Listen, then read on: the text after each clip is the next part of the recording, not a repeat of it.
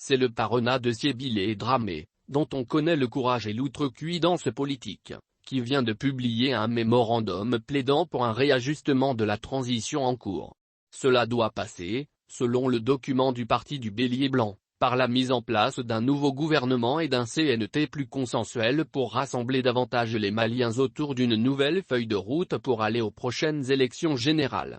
Cette récrimination contre le Premier ministre de transition traduit l'expression d'une crise de confiance à son égard par rapport aux chantiers majeurs comme les assises nationales de la refondation et leur corollaire de réformes politico-institutionnelles à venir. Pour plusieurs états-majors politiques, comme le Parona, la CODEM, le RPM, l'UDD, ce n'est pas autorité de la transition de piloter des réformes devant changer la gouvernance du pays. Ce que le Premier ministre croit foncièrement comme étant son rôle premier.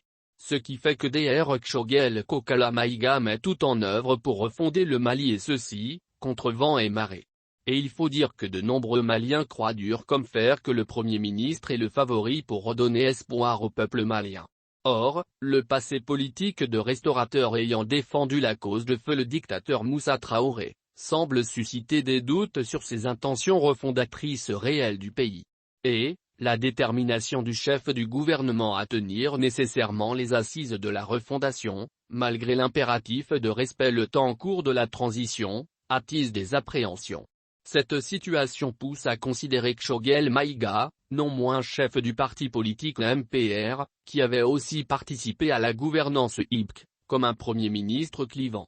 Et, comme son gouvernement n'a pas pu honorer l'engagement du respect du délai des 18 mois prévu à la transition, l'on en déduit qu'une prolongation de cette période ne doit être menée qu'avec un nouveau chef du gouvernement.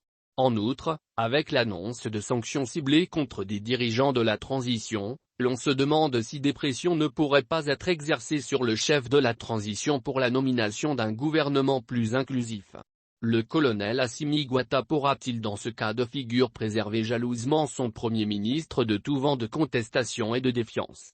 Rien n'est moins sûr.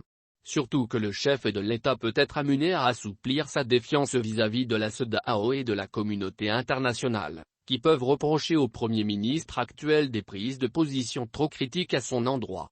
C'est pourquoi l'on finit par se demander si les jours du Premier ministre Kshogel Maïga sont comptés à la primature. Nul ne saurait le démentir.